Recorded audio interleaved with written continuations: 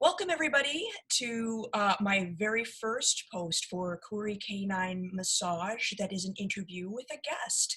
And my guest today is Heather Lacey, fellow Reiki practitioner, but for humans. So, Heather, please tell us about yourself. Hi, everybody. Great to be here. Thank you so much. I am, as was mentioned, I am a Reiki practitioner. I did my training back in 2005 and 6, so it's been a while since I've been doing Reiki, and I've always enjoyed it. It was one of those things I kind of fell into, and I'm very glad I fell into it and discovered it. I work as a holistic healthcare practitioner as well. I do Reiki and reflexology and aromatherapy. That's my background. Okay, cool. You say you fell into it. What do you mean by that? I quite literally saw a post for a session, an information session, and I was like, oh, that sounds like something interesting. I signed up. It was the middle of March. It happened to be a snowstorm that day. And I went anyways, because I grew up in a lot of snow and a lot of craziness, and I went. Turned out I was the only one that showed up. So oh, wow, interesting. It was me and the instructor. All right. Had a one-on-one info session and little practice, and it was fabulous. It was amazing. And it was probably the best thing that happened in terms of just being one-on-one. So since we were able to get right into a lot of things, and from there I signed up for some sessions, then I signed up for classes with her, and it all just kind of went from there. But it was strictly, initially it was just oh, this sounds like an interesting thing to learn about, and then just kind of happened.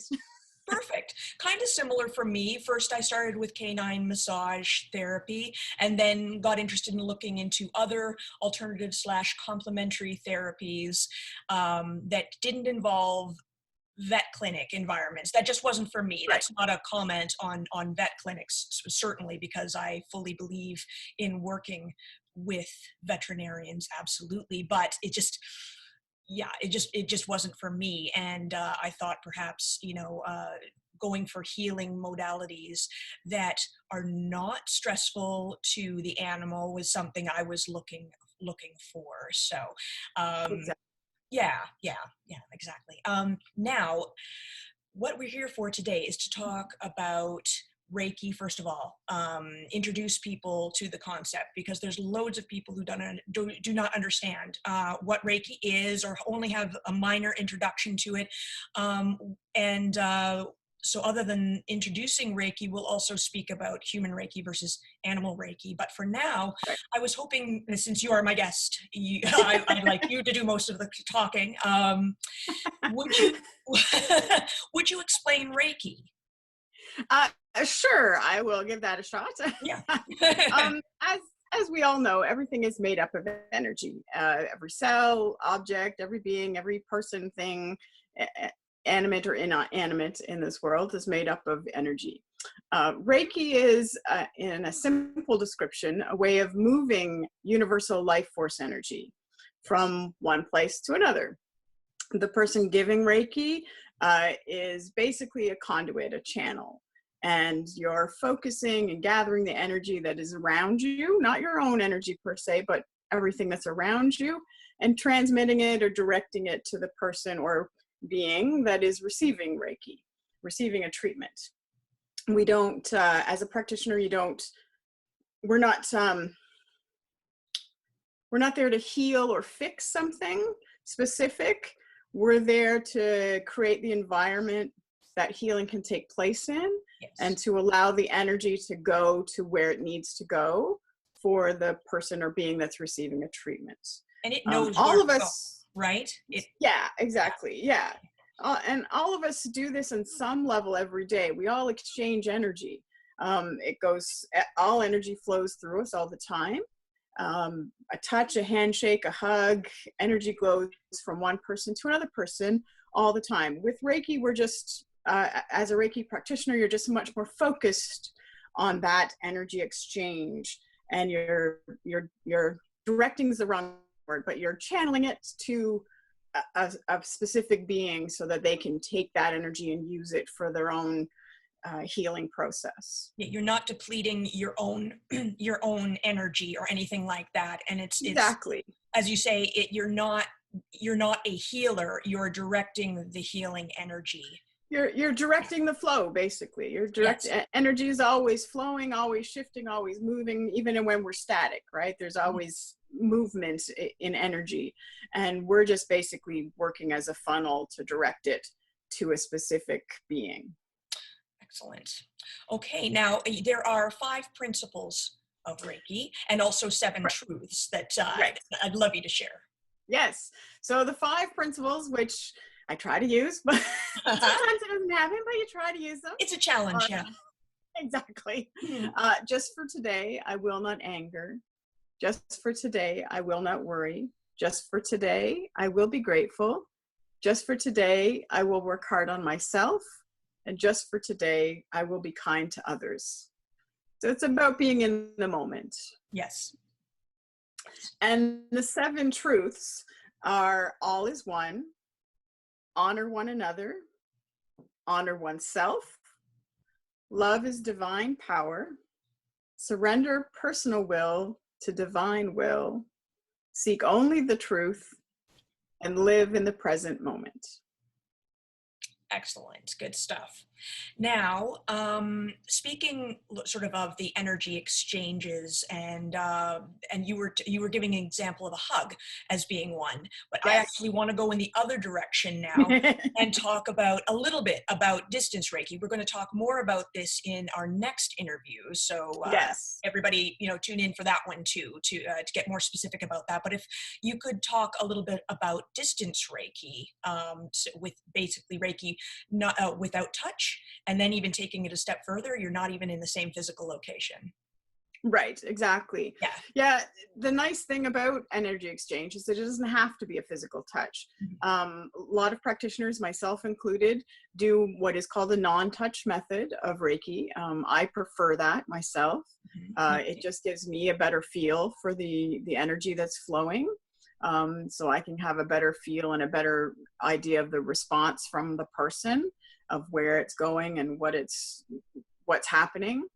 So I like the non-touch side of things. And yes, as you said, you don't even have to be in the same room as somebody. Again, this is something that a lot of people do just in their regular life: intention, prayer, sending out good vibes, good energy to other people. We all do that on various levels, for sure. And distance Reiki, again, is just working as a funnel and channeling it to that other person. Generally, you want to have some kind of connection to them. You want to have, either somebody that you know, or somebody that you've connected with, somebody that you've spoken with, somebody that you've talked with on the phone or video or something, so that you have some kind of personal connection, so that you can make that distance connection a little easier. And then you're basically doing the same kind of thing, funneling energy to them so that they can have a healing environment, and their body and their emotional and mental state can take that energy and heal whatever needs to be healed. Right. Very cool. Now, actually, I was just going to mention, we'll talk about attunement next, which is what people receive in order so that they are opened up to Reiki and then can channel it to other people or beings. But I was attuned for Reiki level 1 at a distance. So it was an interesting process. It was a distance course. So yes, sent a PDF for me to read up on it, basically, and to prepare for my pre-scheduled attunement appointment at a time where I was going to be able to relax and just observe and be calm while I was being attuned by Rob Fellows, Reiki Master Rob Fellows in the UK. So it doesn't matter at all for distance Reiki where you are in the world. You can direct or channel this energy to anyone, anywhere.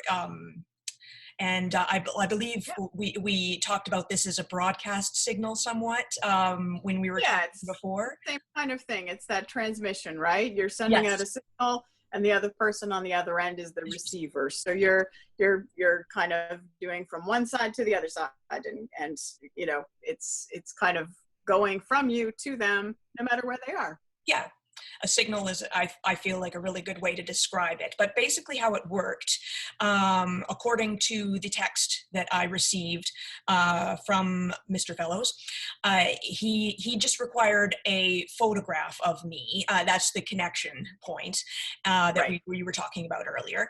And we scheduled a time, and he basically enabled the attunement energies to flow through, which are basically special energies that made adjustments to my energy pathways to connect me to the source of Reiki.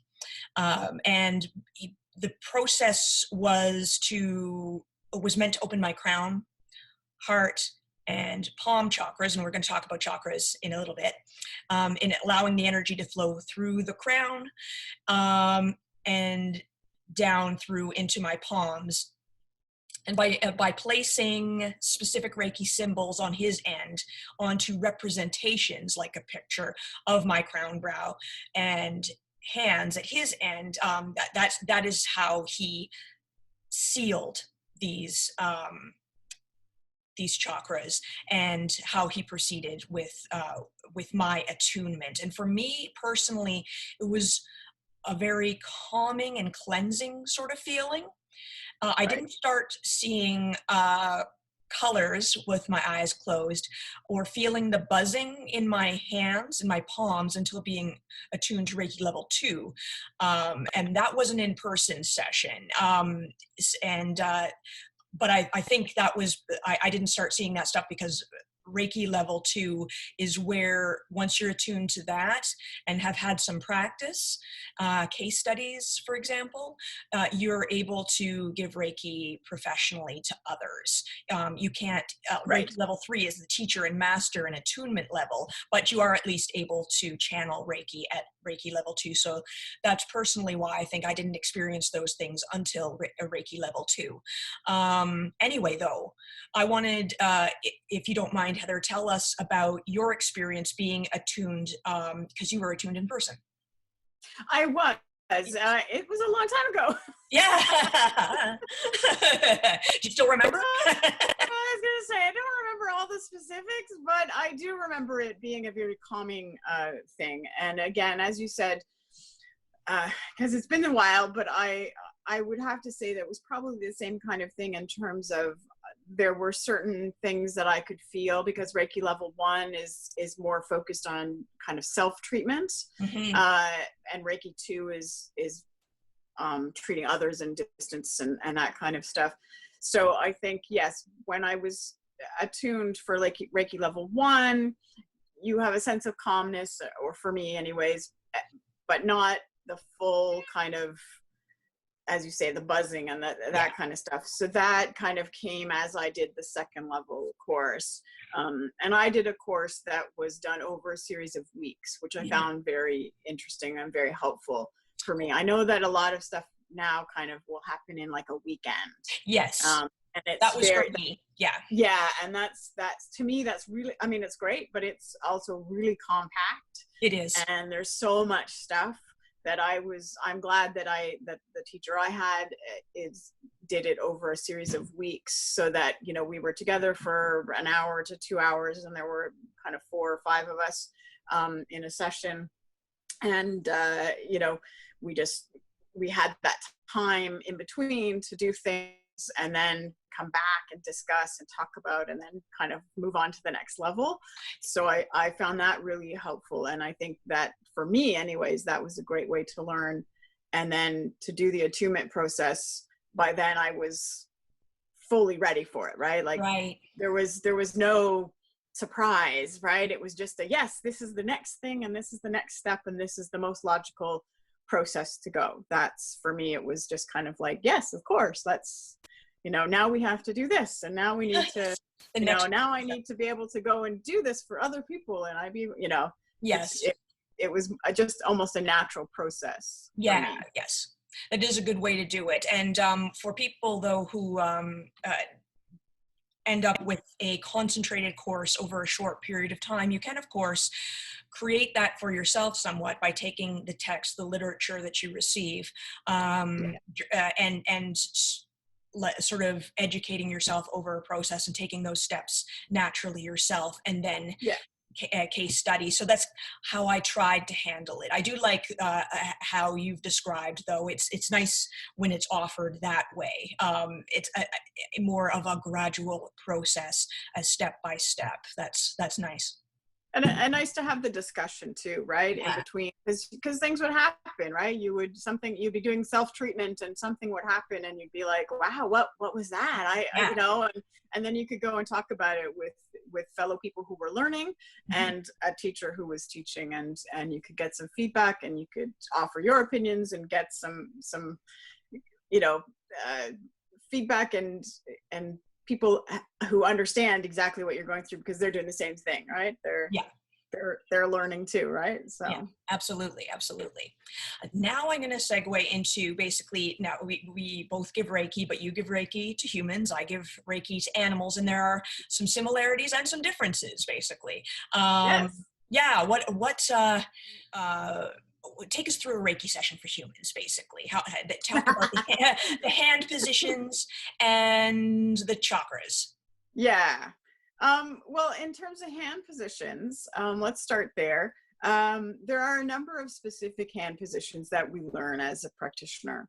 But everybody does develop their own style as you get further along. So you're basically with a client, you're starting at the head and working down the side of the body. For me, I go down one side and then I come back and go down the other side, and then you're ending at the feet and coming back. I then do a chakra read up from 1 to 7, and then finish that way. So yes, there are specific hand placements that do help and do kind of guide you as a practitioner in terms of areas.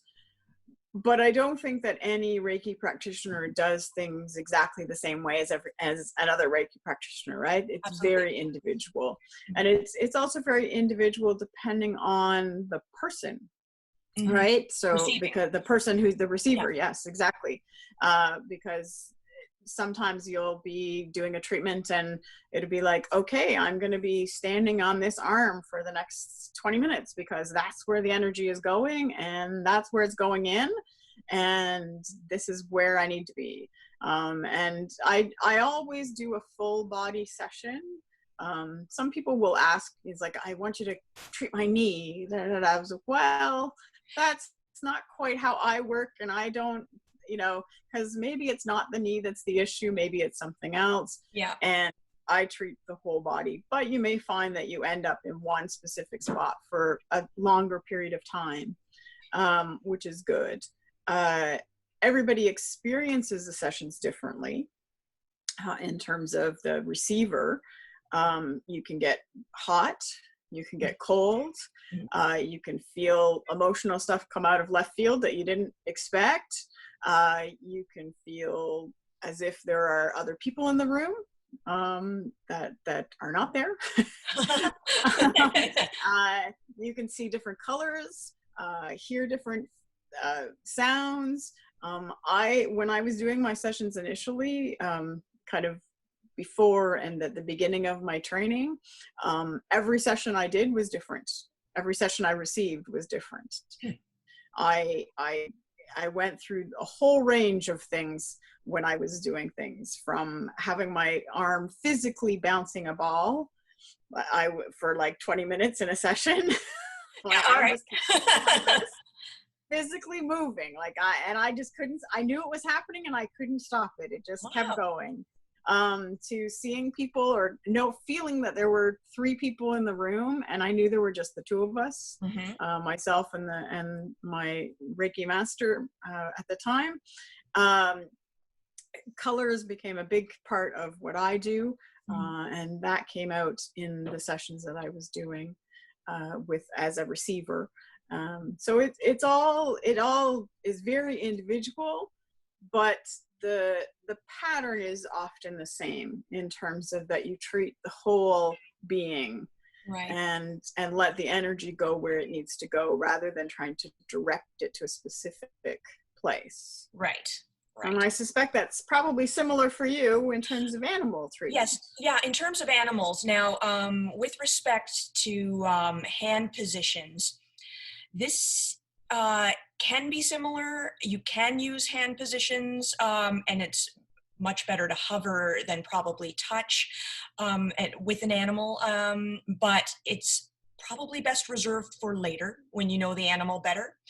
Right. If the animal approaches you, and is clearly asking you for you to put your hands on it, or near it, they might point a particular part of their body at you, Right. coming right up to you or something like that. But generally the best way, and this I learned in Reiki level 2, I learned about the hand positions in level 1, Yeah. but basically what you need to do for animals is you need to give them the option. They need to be able to consent.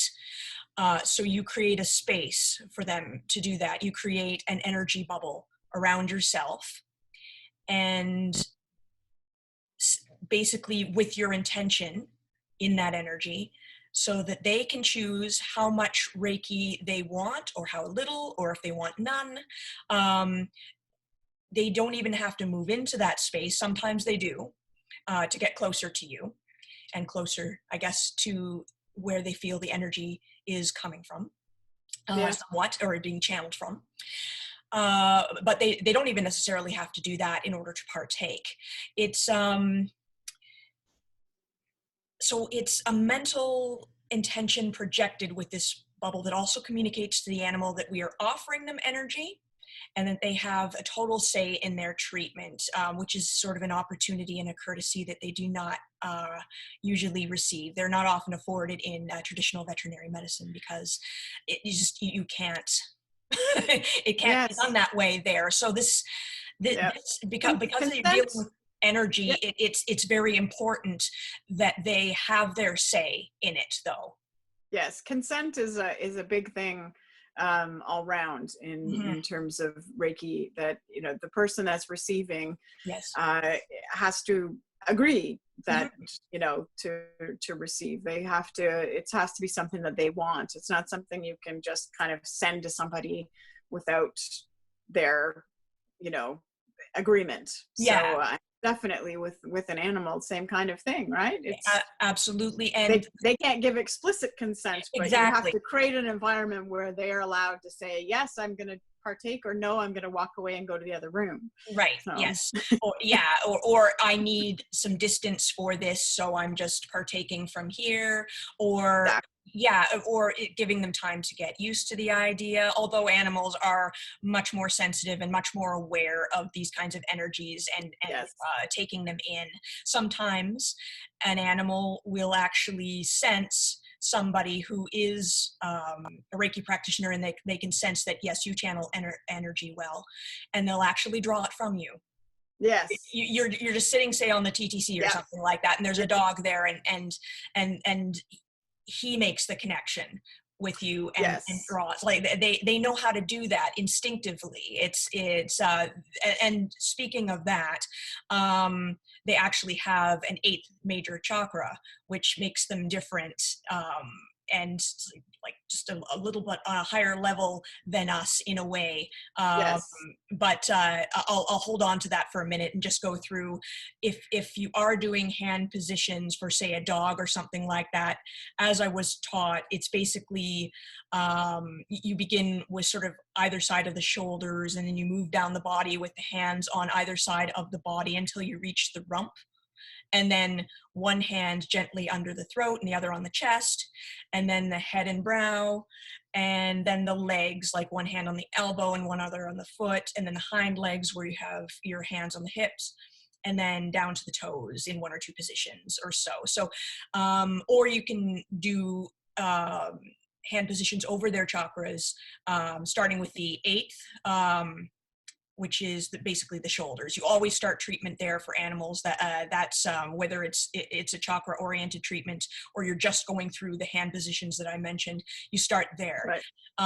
And yeah, I'll talk about that chakra in a minute after you've had a chance to talk a little more about the 7 that we humans have, the 7 major ones. We all have a lot of chakras, I understand. Yes, We do, and every once in a while something comes out about a new one or an extra one or this and that. It all gets very complicated at times, and it's kind of like, okay, what now? But basically, with Reiki, we concentrate on the 7 that we have. Starting with the first, which is at the base of our spine. And that's survival, grounding, the physical body, the root. And it's normally associated with red. The next one is our emotional and sexual chakra, which is in the lower abdomen area, and that is generally orange. Solar plexus is the 3rd chakra, and it is generally yellow, and it's our mental state of being. Yes. Heart chakra is often green, and sometimes it's pink, but usually green. And it is of course found over your chest. Yep. So, Heart. the 5th chakra it deals with expressing ourselves, and it is the throat chakra, and that's blue, and it's located there. And the 6th is the our third eye. Yes. And it's between the eyebrows. Yep, right there. And it's intuition, imagination, that's that side of our lives. And it is generally indigo. And you can tell we're kind of following the rainbow a little bit as we go. Yep. And the final chakra is our crown chakra, as you mentioned earlier, where everything comes in at the top of our head, so here, and flows through, and that is often purple or white, and that connects to spirituality. Very cool. And that 8th chakra I was talking about for animals is called the brachial chakra, and it's located on either side of the animal's body in the area of the shoulders, as I mentioned before. It's the major center of energy in all animals, and it links directly to their other chakras. And it's also, quite importantly, the center of animal-human interaction and healing, and the bond. It's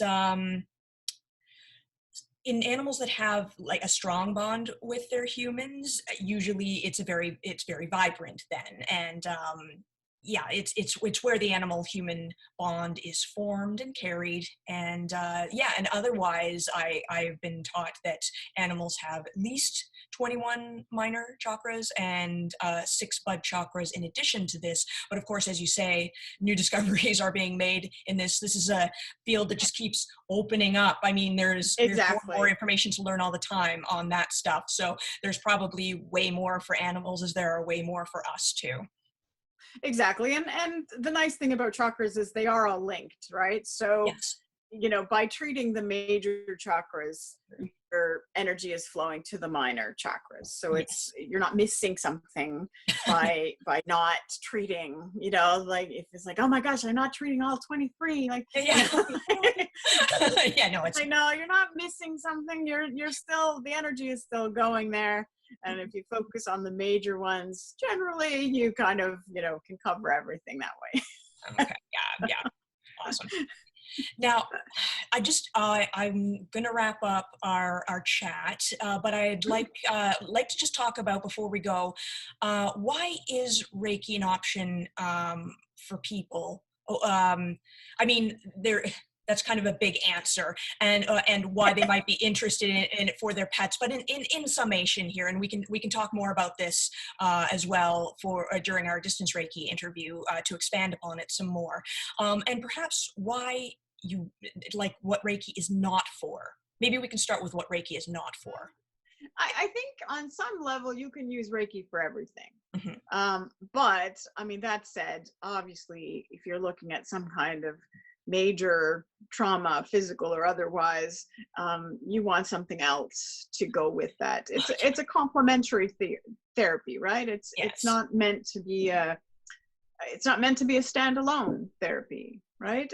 As are most holistic therapies, they're meant to supplement and help and Yeah. accompany your Also, healing journey, right? yeah. And you're kind of using it as one more tool in your kit. It's that kind of idea. So I think you can use it for just about anything. I think it's better used for a lot of self-development Hmm. and a lot of emotional healing. Yes. Although I definitely know people that have had success using it for physical as Hmm. well. Um, so it's not one or the other kind of No, thing. no, I do So myself also lean for animals. I do lean towards it more for stress and anxiety and emotional and behavioral yeah, stuff. I mean, physical stuff too, as you said, yes, but my natural inclination for recommending it often comes with that sort of thing. exactly. And it is something that I tend to caution people. I've had the odd person who's been interested and who I have suggested that maybe it's not the right time for them Yes, that's because important they're too. trying to deal with a lot of heavy emotional stuff. And it's just like, okay, unless you have some other support systems in place, you don't want to have them come up with a whole lot of emotional stuff Just that blah out. Yeah, exactly, and that yeah, they have no other way to deal with it, no other support systems in yeah. place. And I've suggested to a few people that it's like maybe you need to, talk to some therapists first before you look at adding in something like Reiki and that kind of thing, so that the support systems are there, because it can trigger a lot of energy exchange, can trigger a lot of emotional um, reactions. I mean, again, even if not a practitioner, just think of the emotional reactions you elicit in somebody by giving them a hug, Hmm. right? Yes. Um, so if you take that and you amplify it with a more intense energy, then that can be quite amazing. It can also be quite shocking for Yeah, and people, overwhelming. right? Yeah. So yes. So I think a lot of times the emotional side is what Reiki is really good at, Yes. and helping with those releases and helping with that self exploration. Hmm. But I think it's also important to have your systems in place, right? Yes. So that you Absolutely. have the support systems. And So you speak of overwhelm, emotionally speaking. Reiki is also something that I recommend against with respect to animals during and closely after surgery when they need their yeah, healing process to occur at a particular rate and you don't need a yes, boost of energy overwhelming. It's almost like overwhelming, like with massage and the circulatory system, when right, and causing more inflammation than what is already there as it's trying to hit and knit and heal itself, whatever the injury or surgery was dealing with. So exactly. yeah, it can have some physical implications as well. It is a non-invasive treatment, but at the same time you can't just willy-nilly either just throw it out Exactly. there. There are other considerations in place. Yes, Yeah, yes. that need to be in place, I should say. Anyway, thank you so much, Heather. This was Thank great. you. And I will be talking to you about distance Reiki in the next interview. So I look forward to seeing you then. And we can also chat a little more about uses for Reiki at that time, too. All right. Perfect. So Sounds great. thanks again. Yes. Okay. Thank you. Bye.